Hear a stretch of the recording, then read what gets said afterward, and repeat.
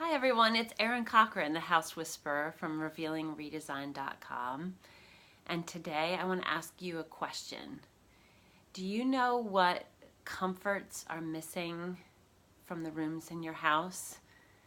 Do you know what's not there that should be there or could be there to make your house so much more welcoming and comforting to you? So recently, I want to tell you a little story about recently. I put a room together for a very dear client of mine.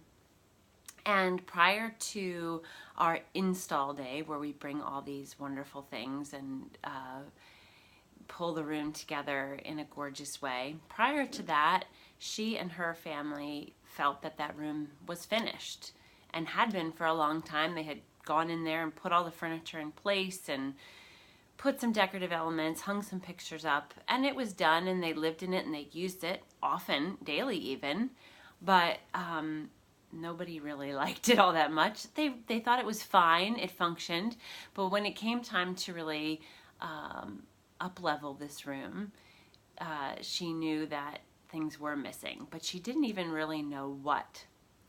And I bet that most of us, before those things are put in place, don't recognize their absence either. So when she came back after the room was finished, I got this amazing text from her where she said, "Oh my gosh, this is amazing." And she and her husband were floored. Things that they had never thought to put in the room before. So let me give you some clues on how to add these wonderful comforts so that you can really enjoy your very important investment all the more. So things like rugs. So in this case, in this client's house, she has really nice hardwood floors, and they had this room that just had the hardwood floor, and there was no area rug in it because they hadn't found one they really liked, and does it really need it, and all of those things. So we brought in a rug, and then also window treatments. I mean, these things sound pretty obvious, but still, if you're living in a room that's bare and you feel like, it's as good as it can get, going that next step and putting these beautiful things in, or things that feel cozy to you, make a big difference. Lighting is so important. And oftentimes, I mean, almost every time I meet with a new person and I see the room that they want to work on, it never has enough sources of light in it.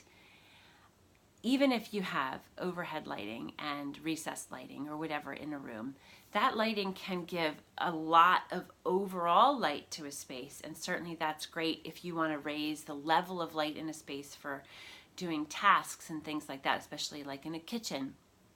But in a living space, we want to feel a sense of intimacy, and table lamps and floor lamps are really what do that in a room.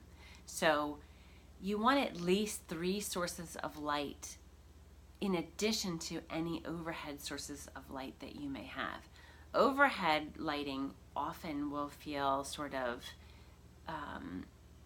cold and impersonal, whereas our table lamps, floor lamps, and other candles, things like that, smaller sources of light that are closer to where you are sitting, give that sense of intimacy and add the ability to do things like sit and read a book and enjoy the room in other ways that just having general lighting doesn't do.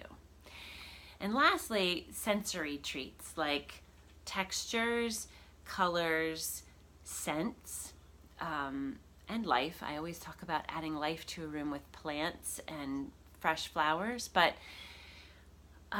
your favorite colors, special textures, like with blankets, pillows, the rug that we talked about, and the curtains, all of those things add interest and that sense of coziness that just a simple room with just simple furnishings do not. Those other layers that really bring that feeling of home to a space.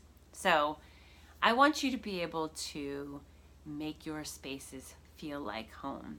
So I hope that these things this week have given you a few things, a few comforts a few ideas of what might be missing so you can add that higher level of comfort to the rooms that you live in. All right, I will see you next week. Thank you so much, and I will see you next Saturday. Take care.